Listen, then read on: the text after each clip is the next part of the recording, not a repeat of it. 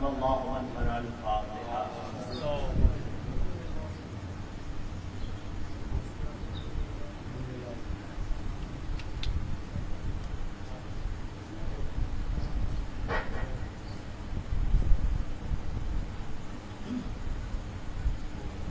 ला हौला वला कुव्वता इल्ला बिल्लाहिल अलिय्यिल अज़ीम। औज़ु बिल्लाहि मिनश शैतानिर रजीम। बिस्मिल्लाहिर रहमानिर रहीम।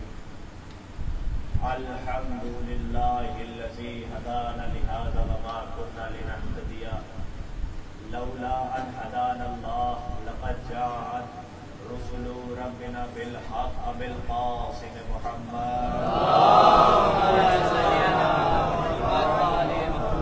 वाला अहले बैतिहि तय्यबीन अत्ताहिरीन अल-मअसूमीन अल-मज़लूमीन अल-मुंतजबीन अल-मुंतखबीन व लअनतुल्लाहि अला अदाइहिम अजमईन व गासिबि हुकूक़िहिम व मुनकिरि फ़ज़ाइलिहिम व मसाइबिहिम व विलायतिहिम व शुजाअतिहिम व सखावतिहिम व फ़साहतिहिम व बलागतिहिम व अतशिहिम मिनल आन इला यौमिद्दीन।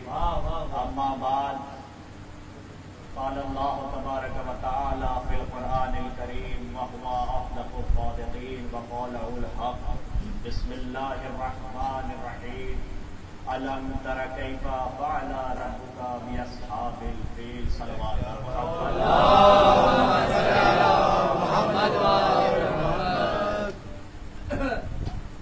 बुजुर्गों की जुतियाँ सीधी करते हुए ये शरफ हासिल हुआ कि नज़्म के जरिए खिदमत करता आ रहा था, मगर आपकी दुआओं ने उस मकाम पे पहुंचाया कि अब नज़्म के जरिए खिदमत करने की तौफीक हासिल हुई। जो सबक आपने याद कराया है इंशाअल्लाह बस उसी को आपके सामने दोहराने के लिए हासिल हुआ। अपने बुजुर्गों से दुआओं का तलबगार हो और नौजवान भाइयों से माशाअल्लाह आप एक अरसे दराज से मजलिसें सुन रहे हैं और कल माशाअल्लाह हमारे बुजुर्ग भाई ने आपकी खिदमत की। अगर देखा जाए तो 2 महीने 8 दिन बीतने वाले हैं और आप मुहर्रम से सफ़र बीत गया, रबी अव्वल आ गया, 10 दिन का अशरा आपने खत्म कर दिया। अगर अल्फाज बदल के कहूँ तो आदमियत से इंसानियत की मंजिल पे आ गए। 10 मुहर्रम गुजरने से पहले हम आदमी थे, मगर जब 10 मुहर्रम गुजर गया तो इस आदमियत के जेवर पर इंसानियत का पानी चढ़ा दिया गया। अब पानी चढ़ाने के बाद एक काम होता है, जो लोग जानते हैं वो बेहतर जानते हैं, जब किसी सोने में पानी चढ़ा दिया जाता है तो उसमें चमक लाने के लिए उसको घिसा जाता है, उसे रगड़ा जाता है। 10 मुहर्रम तक आदमियत के इस जेवर पर इंसानियत का पानी चढ़ गया। अब उसके बाद जो दिन बचे उसमें चमक पैदा की जा रही है, जो दिन आज भी है। और माशाअल्लाह तमामी हजरात विलायत अली की शराब पीने वाले हैं और ये शराब माँ की गोद से पीते हुए चले आ रहे हैं। ये वो शराब है कि जिसका नशा जब अर्श पे पहुँचता है तो वो सूली पे चढ़ के मीसर की तरह बोलता है। शराब की खासियत होती है कि जब कोई शराब पीता है तो भटकता है। ये वो शराब है कि शराब को पीने वाला जब भटकता है तो मदीर तक पहुंचता है। इस शराब को पीने वाला जब बहकता है तो मलाता की तिलावत करता है। ये शराब सिर्फ वही पीता है कि जिसकी माँ नेक हो और बाप एक हो।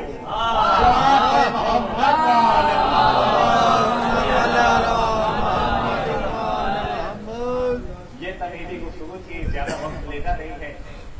बानियान का भी हुक्म है कि तकरीबन आधा घंटा इंशाअल्लाह आपकी खिदमत में हाजिर रहूंगा।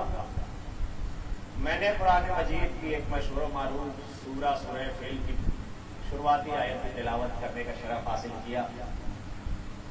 परवरदिगार कह रहा है अलम तरा कैफ़ा फ़अला रब्बुका बि अस्हाबिल फ़ील। क्या तुमने नहीं देखा कि हमने हाथियों वालों का क्या हाल किया। परवरदिगार हमने देखा। अब अगर ये बात कहेंगे परवरदिगार से कि हमने देखा, तो परवरदिगार कहेगा जब देखा है तो गौर करो। इसलिए कि खुदा कह रहा है कि इसी कुरान में सारे जमाने का पुष्पोत्तर मौजूद है। अब ये इंसान की नाक़िस अक्ल कहेगी कि कैसे मौजूद है, हमें दिखाई नहीं देता, तो मैं एक बीज उठाऊंगा और कहूंगा इसमें पूरा बाग मौजूद है, उस पर मेहनत कीजिए, वक्त लगेगा तब वो बीज बाग की शक्ल में आएगा। परवरदिगार कह रहा अलम तरा कैफा फ़अल रब्बुका बिअस्हाबिल फील, क्या तुमने नहीं देखा कि हाथियों वालों क्या हाल किया? परवरदिगार हमने देखा, जब देखा तो गौर करो। परवरदिगार गौर किया तो ये भी देखा कि बड़ी बड़ी हाथियां थी और एक काबे का मुतवल्ली था जिसका नाम अब्दुल मुत्तलिब था। थोड़ी सी परेशानी आने के बाद इंसान हालत इस्तराब में पहुंच जाता है, परेशान होने लगता है। मगर वो अबू तालिब का बाप अब्दुल मुत्तलिब, बड़ी बड़ी हाथियां काबे के सामने हैं, मगर इत्मीनान की मेराज पर है। कहा कि तुम्हें इन हाथियों को देखकर डर नहीं लगता? कहा जिसका घर है वो खुद अपने घर की हिफाजत करेगा। अगर अल्फाज बदल के कहूँ तो जमाना हमसे कहेगा मजलिसों में हमले होते हैं, जाकिरों को मारा जाता है, क्या तुम्हें डर नहीं लगता? तो हम भी यही कहेंगे जिसकी मजलिस है वो हिफाजत करेगा।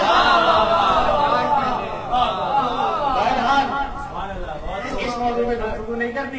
परवरदिगार हमने देखा क्या हाल किया तूने हाथियों वालों का। बड़े बड़े हाथी थे, उनके मुकाबले में छोटी छोटी चिड़ियों को भेजा। परवरदिगार तो कुदरत वाला है, हिकमत वाला है, बड़ी बड़ी हाथियों के मुकाबले में उनसे बड़ी हाथियों को भेज देता है। जमाने का ये रिवाज है, बुजुर्ग तशरीफ फरमा है बताएंगे, किसी छोटे हथियार के मुकाबले में हमेशा बड़ा हथियार रखा जाता है। मगर ये परवरदिगार है, ये उसकी हिकमत है, ये हाथियों के मुकाबले में छोटी छोटी चिड़ियों को भेजेगा। बड़े बड़े हाथी आ गए खाने काबा गिराने के लिए। परवरदिगार ने अपने कारखाने से चिड़ियों को भेजा, या फिर कहूं तो उस बड़े काबे की हिफाजत के लिए छोटे छोटे चिड़ियों को भेजा। परवरदिगार हमने देखा छोटी छोटी चिड़िया थी, उन चिड़िए से छोटे छोटे उनके पंजे थे, उस पंजे से छोटी छोटी कंकड़ियां थी। क्या जोर तूने दे दिया कि ऐसा वज्न पैदा हो गया कंकड़ी में कि जब हाथी के ऊपर गिरा तो चबाए हुए भूसे के मानिंद हो गया। अजब नहीं परवरदिगार क्या आवाज देगा। मैं चाहता तो बड़ी बड़ी हाथियों को भेज देता, मगर मुझे अब रहे तो सबक सिखाना था। देख तो बड़ी बड़ी हाथियों को लाकर ये गुरूर करता है कि मैं बड़ा हूं, मेरे पास बड़े हथियार हैं। याद रख कि जब इंसान खुद में गुरूर पैदा करेगा और ये कहेगा कि मैं बड़ा हूं, जितना बड़ा गुरूर होगा उतनी छोटी चीज से उसे दलील करवाऊंगा। परवरदिगार अब समझ में आ गया तूने हाथियों के मुकाबले में कंकड़ियों को क्यों भेजा। जब ये वाकया हमने देखा कि परवरदिगार ने हाथियों को ज़ेर करने के लिए कंकड़ियों को भेजा, तब हमें समझ में आया कि करबला के मैदान में हुसैन, अली अकबर और अली असगर को क्यों लेके आए हैं। और अगर गौर करें तो एक बात सामने आएगी, पूरे करबला में ये शोर है, हुरमुला ने शोर फैला दिया, मैं सबसे बड़ा तीरंदाज हूँ, मुझे गुरूर है अपनी तीरंदाजी पर। अब समझ में आया परवरदिगार तूने उस बड़े हुरमुला के गुरूर को ज़ेर देने के लिए 6 माह के असगर को क्यों भेजा। परवरदिगार यही कहेगा मैंने 6 माह के असगर को इसलिए भेजा कि हुरमुला को अपनी तीरंदाजी पर गुरूर था। करबला के हर वाक़ये में हिकमत है, करबला की वो गहराई है कि जिसमें समंदर डूब जाएंगे मगर तह तक नहीं पहुंच पाएंगे। यही वो करबला है। परवरदिगार अब समझ में आया कि तूने हुरमुला के मुकाबले में अली असगर को क्यों भिजवाया। इसलिए भिजवाया कि उसे बड़ा गुरूर था अपने बड़े होने पर, उसे छोटे से जलील करवाऊंगा। जब परवरदिगार बड़े बड़े हाथियों को छोटी चीज से जलील करवा दे रहा है, तो हम क्या है कि जरा सी दौलत आने के बाद उस मकाम पे पहुंच जाते हैं कि बस अब वक्त नहीं खुद को खुदा कहने में। बुजुर्ग तशरीफ फरमा है, उस मकाम पे पहुंच जाते हैं कि बस अब वक्त नहीं खुद को खुदा कह देंगे। अगर दौलत के गुरूर में डूब जाओगे तो परवरदिगार ऐसी छोटी सी बीमारी भेज देगा कि जिसमें सारी दौलत चली जाएगी, और बीमारी इतनी गहरी होगी कि तुम्हारी दौलत उसे भर भी नहीं पाएगी। अब यही कहती है कि दौलत को ऐसी जगह सर्फ किया जाए कि जहां हमेशा के लिए बाकी रहे। हमने अपनी आमद का इस्तेमाल करते हुए हुसैन की मजलिस की तरफ देखा, हमने हुसैन की मजलिस की तरफ दौलत सर्फ करना शुरू की तो दिल ने आवाज दी, घबरा नहीं, तूने यहाँ हुसैन की मजलिस में फर्श बिछाया है, शहजादी तुझे जन्नत में मकान अता अक्ल जरूरी है और फिक्र जरूरी है। मैंने फिर कहा कि करबला के हर वाक़ये में, हर कदम में हिकमत पोशीदा है। उस हिकमत की इतनी रोशनी है कि सूरज अगर उसके सामने आए तो परवाना बन जाएगा। इसलिए कि उस करबला में कमरे बने हाशिम मौजूद है। ये करबला में सिर्फ कौन था? वारिसे कुरान का मजमा एक तरफ था, सारे वारिसे कुरान करबला में मौजूद है। आप बेहतर जानते हैं कुरान का साफ साफ दावा है, और ये कुरान कहता है, बुजुर्ग तशरीफ फरमा है, वारिसे कुरान की बात आ गई है। कुरान ये कहता है कि इस कुरान के जरिए मुर्दों को जिंदा किया जा सकता है और उनसे बातें भी की जा सकती है, और लंबी दूरियों को पल में तय किया जा सकता है, और पहाड़ को अपनी जगह से हटाया जा सकता है। बुजुर्ग तशरीफ फरमा है, मुझसे बेहतर जानते हैं, पहाड़ को अपनी जगह से हटाया जा सकता है, मुर्दे से बात तक की जा सकती है, और बड़ी बड़ी दूरियों को पल में तय किया जा सकता है।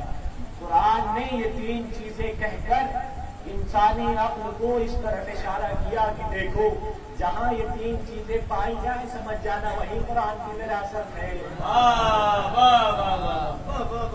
जहां ये तीन चीजें पाई जाए, यानी जिस घर में ये सलाहियत हो कि वो मुर्दों से बात कर सके, लंबी दूरी को पल में तय कर सके, और पहाड़ को अपनी जगह से हिला सके, समझ जाना कि उसी जगह कुरान की विरासत मौजूद है।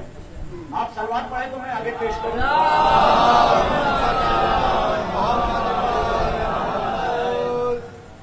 कुरान के वारिस की बात आ गई है, तो यहां से जिक्र दूं, बहुत बड़े फकीर, अक्सरियत उनके फिक्र के मानने वालों की है इस वक्त, इमाम अबू हनीफा, उनका ही कहना है, लहलु का सरतान लौला सरतान लहला का नौमान, अगर मैंने इमाम जाफर सादिक की खिदमत में 2 साल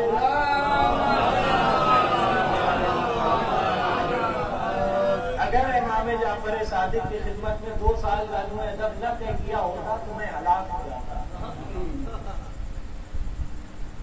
आए हज के लिए, हज से फरागत पाई, ज़ियारत पैगंबर इस्लाम के लिए आए, सलवात पढ़े मोहम्मद।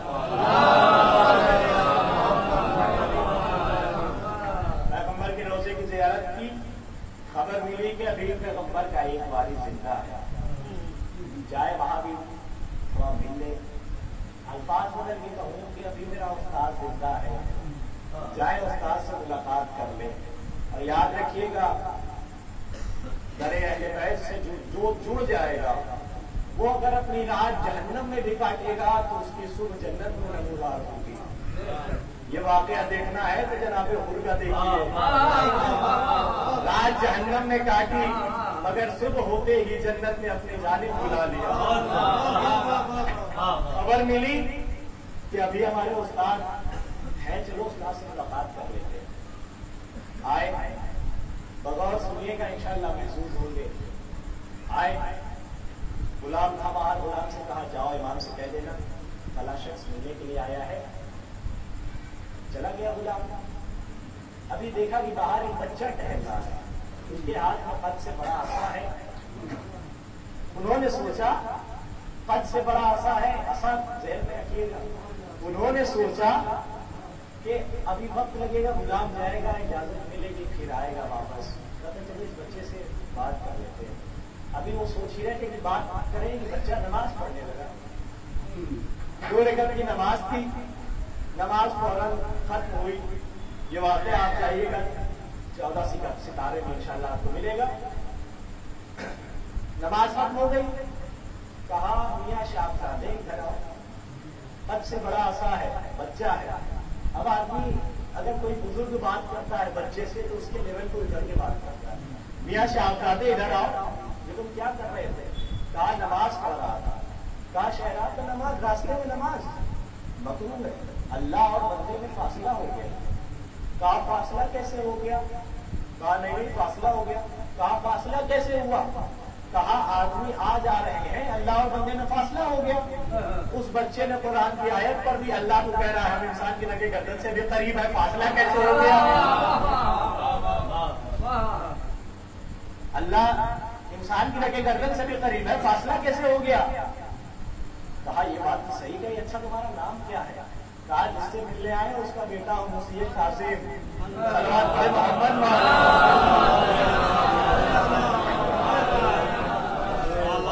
कहा अच्छा फतंदे रसूल अभी थोड़ा वक्त है, गुलाम गया है, इजाजत लेने।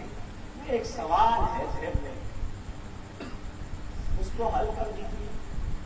अब इससे एक बात और सामने आती है, इमाम चाहे छोटी उम्र हो उसकी, चाहे बड़ी उम्र हो, वो होता मोजिजा है। इमाम की सारी उम्र मोजिजा होती है। इमाम का चाहे बचपना हो चाहे जवानी हो, दोनों मोजिजा है। अगर बचपन में अजगर चीरे तब भी मोजिजा है, जवानी में खैबर उखाड़े तब भी मोजिजा है। सलवात पढ़े मोहम्मद।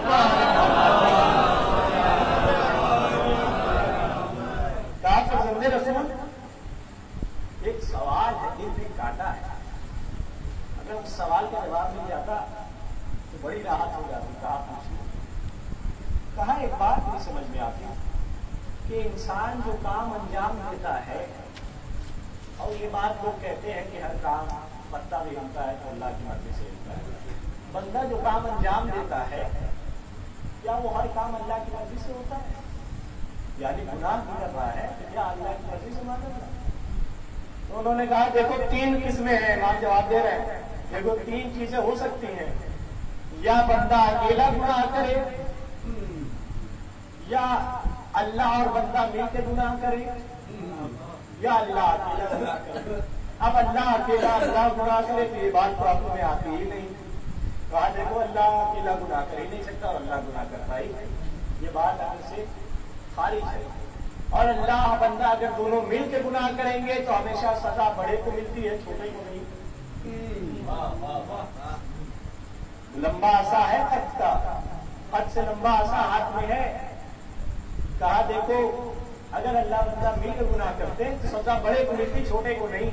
कहा ऐ रसूल के आल से 7वें दर्जे पर रहने वाले इमाम, आपने दिल का कांटा निकाल दिया। अच्छा अब एक बात बता दीजिए, ये हाथ में कद से लंबा आसा किसका है? इमाम ने कहा ये आसा मेरे रसूल का है। कहा आपने इस असे को हाथ में क्यों लिया है? कहा मैंने बरकत के लिए लिया है। वो बढ़े उस असे को चूमने के लिए इमाम ने असे को पीछे किया। कहा असे से दोस्ती फरकन से दुश्मनी, असे से दोस्ती फर्जन से दुश्मनी।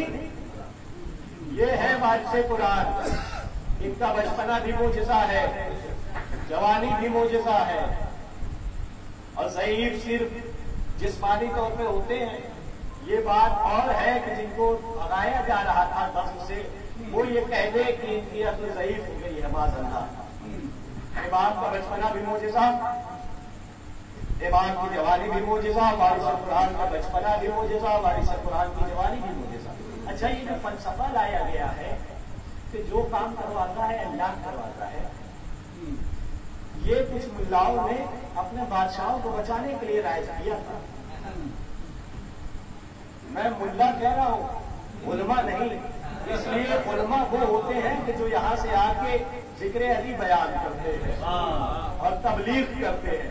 ये मुल्लाओं की भी दो किस्में होती है, एक वो कि जो दरबार में रोटियां तोड़ते हैं, एक वो कि जो दरबार में जाने की ख्वाहिश रखते हैं। दो किस्में होती है। ये राइज किया गया, क्यों राइज किया गया? बादशाहों को बचाने के लिए। बादशाह से मुराद खलीफतुल मुस्लिमीन, उनको बचाने के लिए। अब बादशाह किसी से गुस्सा होगा, उसको मुल्क से निकलवा दिया। आवाम क्या कहेगी? बादशाह ने मुल्क से निकलवा दिया। तो इन मुल्लाओं ने क्या कहा? अरे हर काम तो अल्लाह करवाता है, बादशाह ने कैसे निकलवा दिया? बादशाह ने किसी का माल छिनवा लिया।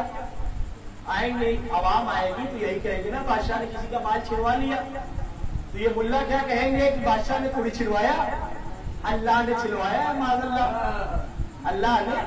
देखिए कुरान में दो जुमले मौजूद है, एक शैतान का और एक जनाबे आदम का। शैतान ने कहा परवरदिगार तूने मुझे गुमराह कर दिया, और जनाबे आदम ने कहा परवरदिगार मुझसे खता हो गई। इससे दो बात साबित होती है कि जो अपनी गलती को अपना समझे वो आदम का पैरो है, जो अपनी गलती को अल्लाह का ठहराए वो शैतान का पैरो है। बादशाह ने निकलवा दिया। अच्छा, ये जो शराब के जाम माज़अल्लाह हाथों में थमवाए जा रहे हैं, क्या अल्लाह थमा रहा है? ये जो फत्ह गुरेज करवाए जा रहे हैं माज़अल्लाह, क्या अल्लाह करवा रहा है? नहीं, ये बादशाहों को बचाने के लिए मुल्लाओं ने राइज किया। अच्छा, अब हम भी तुम्हारे साथ हो जाएंगे। चलो, हर चीज अल्लाह करवाता है, तो जब हम ज़हरा के कातिलों पर लानत करें तो हरगिज़ कुछ बोलना नहीं। वहां आप तैयार है कि हर काम अल्लाह करवाता है, मगर जब यहाँ हमने शुरू किया तो आप कहने लगे कि आप लानत क्यों करते हैं? वारिस कुरान के ऊपर जुल्म होगा तो क्या लानत नहीं की जाएगी? वारिस कुरान के ऊपर जिसने जिसने जुल्म किया। देखिए एक बात और, जुल्म करके पैगंबर की कब्र के बगल में लेटने से अज़ाबे इलाही से बच नहीं सकते।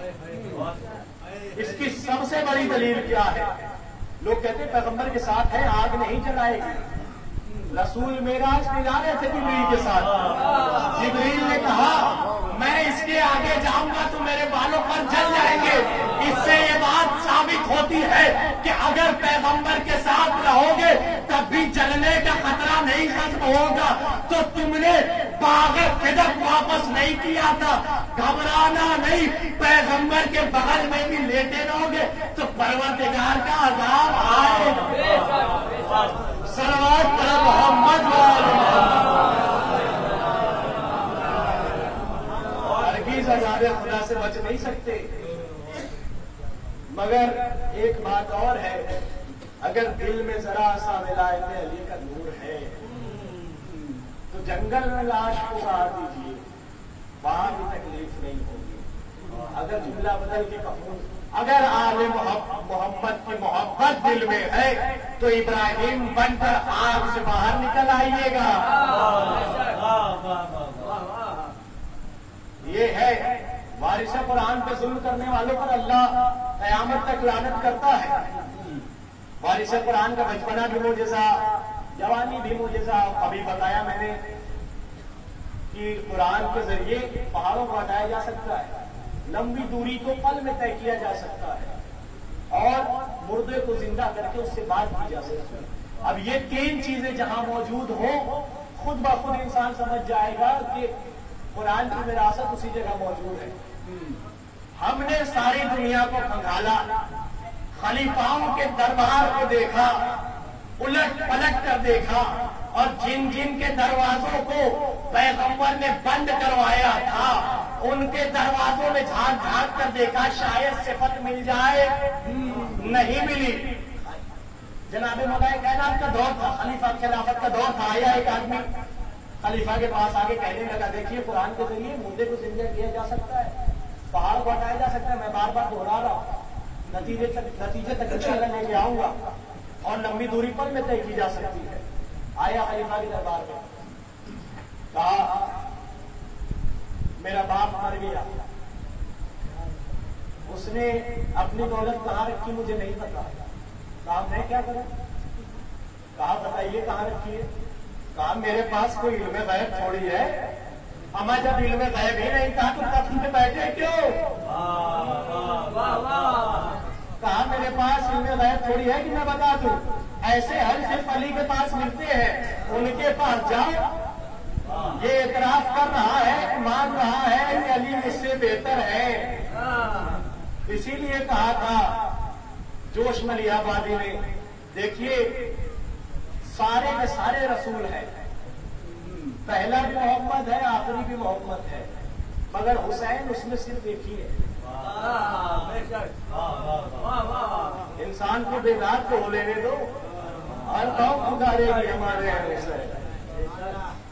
आया खलीफा दरबार में, मर गया बाप मेरा, बताओ क्या करूं? ऐसे अली के पास होते हैं, अली के पास जाओ।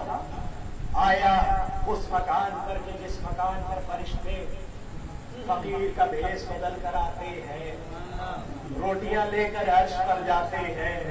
आया उस मकान पर कि जिस मकान में बच्चों का झूला झुलाने के लिए खादियों की जरूरत नहीं पड़ती, नूरी खुद आते हैं झूला झुलाने के लिए।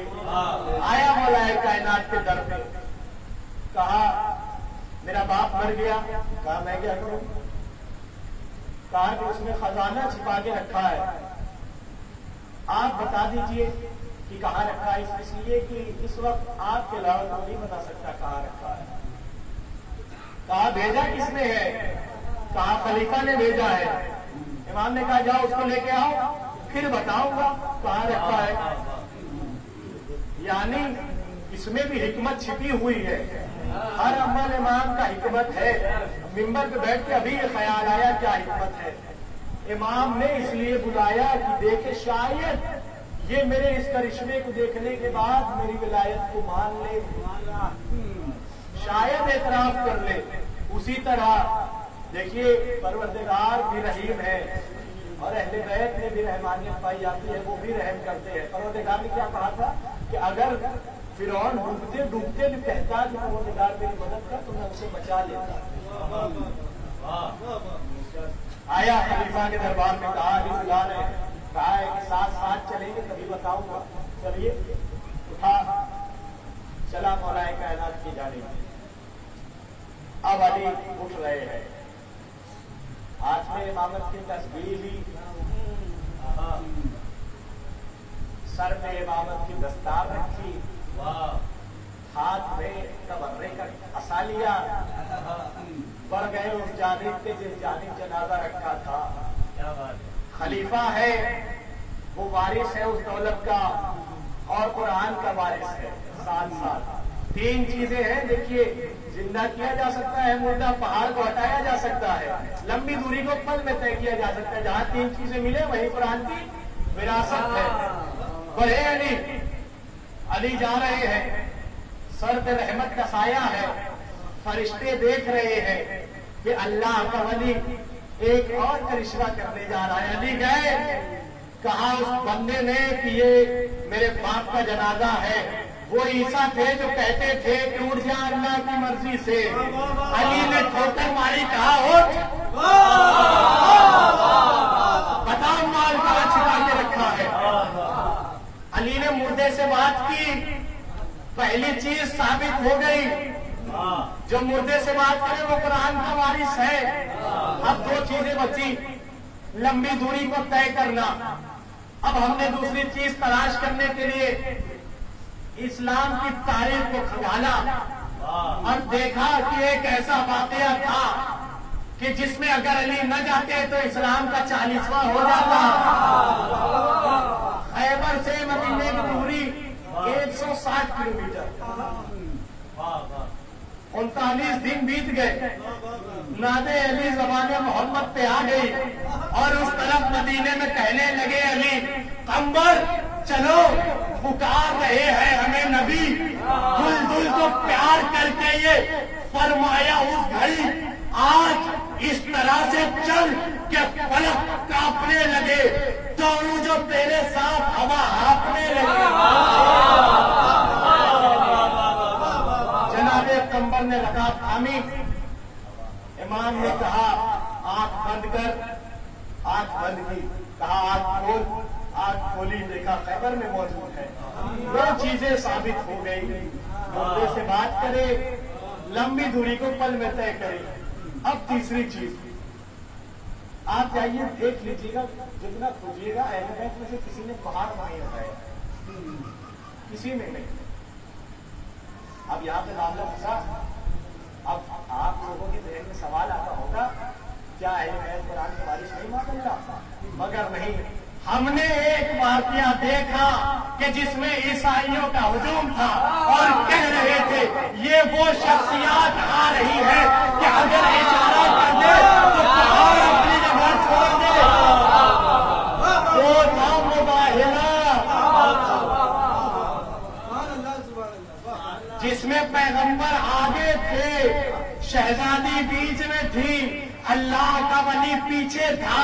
उसमें भी एक अल्लाह की हिकमत थी कि शहजादी को बीच में क्यों रखा, इसलिए रखा कि शहजादी के नक्शे कदम को कोई दूसरा न देख पाए। अब मुझे एक शेर याद आ गया मुबाइले को देख के। एक शेर पढ़ा, उरुद भाई कई साल पहले कहा था, अली के नक्शे पाक को देखकर चलता है दीने हक, मगर शेर खुदा ज़हरा के नक्शे पाक पे चलता है। मगर शेर खुदा ज़हरा के नक्शे पाक पे चलता है। ये तीन चीजें साबित हो गई। अब तो कोई नहीं कहेगा ना कि कुरान के वारिस अहले बैत नहीं है। अब ये अलग बात है कि आप चिल्लाते रहिए कि कुरान के वारिस अहले बैत नहीं है, तो ऐसा हो नहीं सकता। और ये भी इख्तिलाफ है। कुरान एक ऐसी किताब है कि जिसमें हमारे बाप से ज्यादा भी शफकत मौजूद है, माँ से ज्यादा मोहब्बत मौजूद है इस कुरान में। अब लोग कुछ इख्तिलाफात है कि ये कुरान किसका तरतीब दिया हुआ है, पैगंबर के बाद किसने इस कुरान को तरतीब दिया। कुछ लोग कहते हैं कि फला साहब ने तरतीब दी, जिनकी उम्र मुझे मालूम नहीं है, मगर हमारा ये अकीदा है कि ये तरतीब दिया हुआ हजरत अली का है। इसलिए कि कुरान सूरह बकरा में ये दावा करता है कि अगर इस कुरान की तरह, यानी इस कुरान में जितने सूरे हैं उस सूरे की तरह अगर एक सूरा भी लेके आ जाओ तो ये मान लिया जाएगा कि अल्लाह की किताब नहीं है। और सूरह बकरा में ये बात कही गई कि एक सूरा लेके आओ, उससे पहले सिर्फ एक सूरा ही मौजूद है। कुरान बढ़ के कह रहा है कि अगर 11वें सूरे में कह रहा है अगर इस कुरान की तरह 10 सूरे लेके आ जाओ तो मान जाएंगे। और उससे पहले सूरह इब्राहिम वाले वाली 11वां सूरा, उससे पहले सिर्फ 10 सूरे मौजूद है। कुरान 15वें पारे में आधा कुरान इधर आधा कुरान इधर ये दावा कर रहा है कि अगर इस किताब की जैसी कोई दूसरी किताब मिल सके तो ले आओ। बीच में दावा किया आधा कुरान इधर आधा कुरान उधर। अब जुमला आपके समाज के हवाले कर रहा हूं, देखते हैं कैसे आप सुनते हैं। जिन्होंने अपनी आधी उम्र खजूरों के दरख्तों के सामने सजदा करने में गुजार दी, वो क्या कुरान को तरतीब दे पाएंगे? अरे कुरान को वो तरतीब देगा कि जिसने पैगंबर की गोद में आने के बाद तौरेत की तिलावत की, इंजील की तिलावत की, ज़बूर की तिलावत की, कुरान की तिलावत की। इसीलिए इन मजलिसों से, इन मिंबरों से ये बार बार आवाज दी जाती है, आओ यहाँ आकर कुरान सीखो। ये वारिस कुरान है, इनसे सीखो कुरान क्या है।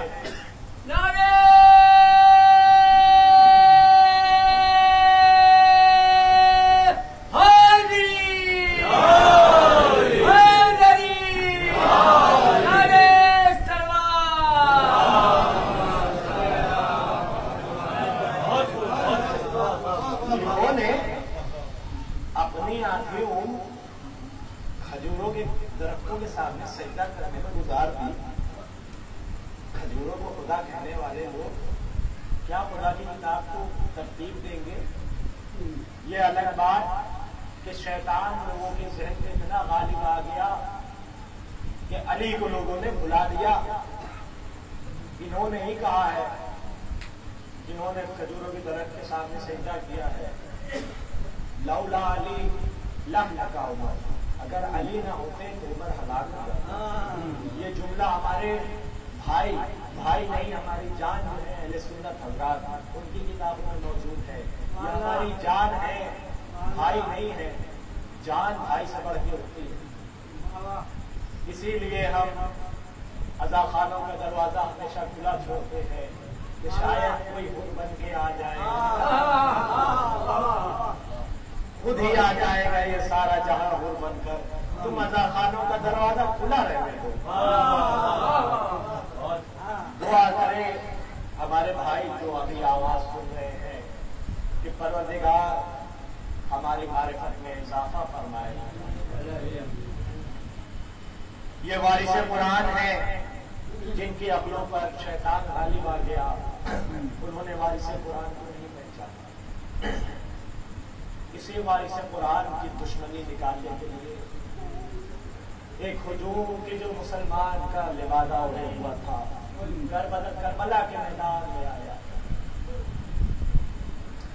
इंतहा हो गई जुल्म की कि जिस पैगंबर ने लोगों को हिदायत का रास्ता दिखाया, उसी के नवासे को कत्ल करने के लिए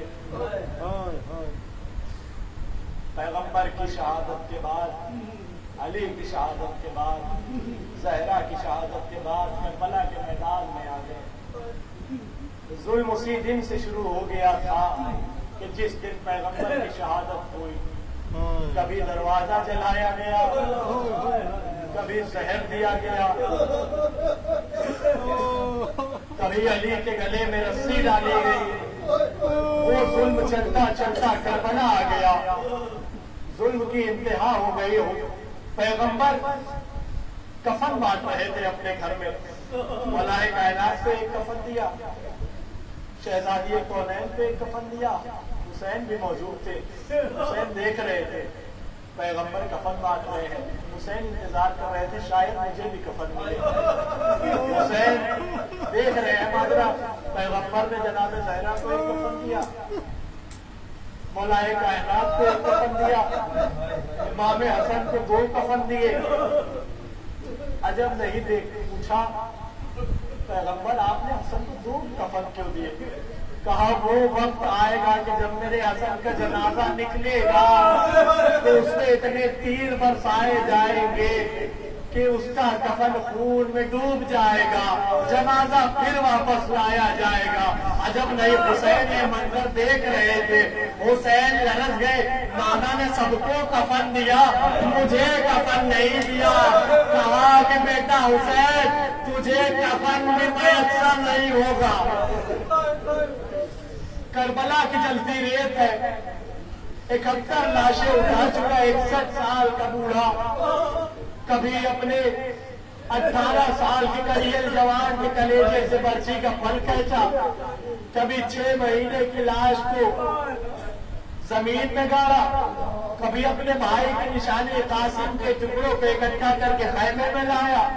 अजब नहीं, जब सारे वाकयात गुजर चुके, हुसैन अकेला हो गया। हुसैन ने सदा बुलंद की है, कोई जो मेरी मदद को आए। ये सदा सुनकर खैमे में कोहराम बढ़ता हो गया। अजब नहीं, खैमे से आवाजें आने लगी, बीवियों के रोने की। हुसैन ने खैमे का रुख किया, आए खैमे के पास, पर्दा हटाया, कहा अभी गरीब हुसैन जिंदा है, रोने का क्या सबब है? जनाब ज़ैनब ने कहा भैया हुसैन, आपने जो सदाएं इस्तेमाल बुलंद की, सुनकर असगर ने अपने आप को धूले से गिरा। अजब नहीं, हुसैन जनाब अली असगर का इरादा समझ जाते हैं। हुसैन ने 6 माह के फूल को अपने गोद में लिया। करबला की जलती रेत थी, मीर अनीस कहते हैं करबला की जलती धूप को देख के वो लूह आफ्ताब की शिद्दत, वो ताब तब, काला का रंग धूप से दिन का मिसाले शब, खेमे थे जो हुबाबों के तपते थे सब के सब, खुद नहरे अलकमा के भी सूखे हुए थे लब, गर्मी से मुस्तरब था जमाना जमीन पर, अरे भून जाता था जो गिरता था दाना जमीन पर। हुसैन 6 माह के असगर को अपनी गोद में लिए हैं, पढ़ते हैं फौजे अशकिया की जानिब, कहते हैं हुसैन तुम्हारा खतावार है, इस 6 महीने के बच्चे की क्या खता है, इसको पानी दे दी। जब हुसैन ने देखा कि अभी इधर से कोई इशारा नहीं हुआ तो हुसैन ने कहा तुम समझते हो कि इसके बहाने मैं पानी पी लूंगा। मीर अनीस का वो मिसरा याद कीजिए, भून जाता था जो गिरता था दाना जमीन पर, 6 महीने का फूल सा बदन था, हुसैन ने उसको जमीन पे रखा। अजब नहीं, रावी कहता है हुसैन ने जब असगर की लाश को जमीन पे रखा तो ऐसे तड़प रही थी कि जैसे किसी मछली को पानी से जुड़ा कर लिया जाए तो तड़पने लगती है। अजब नहीं, हुसैन ने देखा कि फौजे अशकिया में कोई असर नहीं हो रहा। हुसैन ने उस 6 माह के फूल को गोद में उठाया। आप अपने बच्चों को अपने नजरों के सामने रखे। हुसैन ने 6 माह के फूल को अपनी गोद में उठाया। उधर हुरमुला को इशारा किया, शिमर ने हुरमुला हुसैन के कलाम को खत्म कर दे, हुसैन की हुज्जत को तमाम कर दे। हुसैन हुरमुला ने चिल्लाई कमान में तीर जोड़ा, पहली बार तीर आगे किया, नीचे कर दिया, दूसरी बार निशाना लिया, नीचे कर लिया। वो ऐसा वैसा तीर नहीं था, 3 फाल का तीर था। जब उस तीर को अरब में बनाया गया था तो ये वादा किया गया था कि इस तीर से किसी इंसान को नहीं मारा जाएगा, बड़े बड़े जानवरों का शिकार किया जाएगा। अजब नहीं, रबाब तेरे असगर को तीर फाल के तीर से शहीद किया जा रहा है। हुरमुला ने अली असगर का निशाना लिया, तीर चिल्लाए कमान से आजाद किया, तीर चलता हुआ अली असगर की जानिब आया। अली असगर ने देखा तीर बाबा को लगने वाला है। अली असगर उमक गए, उमकने के बाद तीर को अपनी गर्दन पे लिया और ऐसा हुआ तीर लगना था, बच्चा बाप के हाथों को पलट गया, वो तीर हुसैन के बाजू में बेबस हो गया। कयामत यहीं पे नहीं रुकी। हुसैन ने अली असगर के खून को हाथ में लिया, खून को देखा। 61 साल का बूढ़ा बाप है, 18 साल के जवान की लाशें को अभी दफन कर चुका है, अपने भाई को फरात पे छोड़ के आया है, अपने भाई की निशानी कासिम के टुकड़ों को इकट्ठा कर चुका है, हबीब जैसे दोस्त को कुर्बान कर चुका है।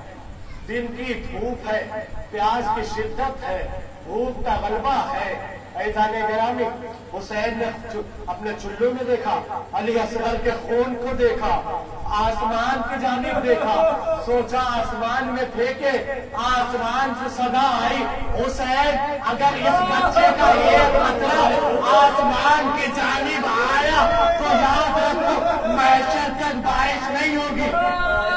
हुसैन ने असगर के खून की गुर्बत देखी, हुसैन ने असगर के खून को देखा, जमीन की तरफ देखा। सोचता है, अबू तुराब का बेटा सोचता है कि जमीन की जानिब फेंक दे, मगर जब जमीन की जानिब फेंकने चाहते हैं तो जमीन से आवाज आई, हुसैन अगर इस पूरे नाहक का एक कतरा भी जमीन पर आया तो याद रखो महशर तक कोई अनाज न उगेगा। मीर अनीस कहते हैं इनकार आसमां को है, अरे राजी जमीन ही, असगर तेरे लहू का ठिकाना कहीं नहीं। हुसैन ने 6 माह के बच्चे के खून को अपने चेहरे पे मला।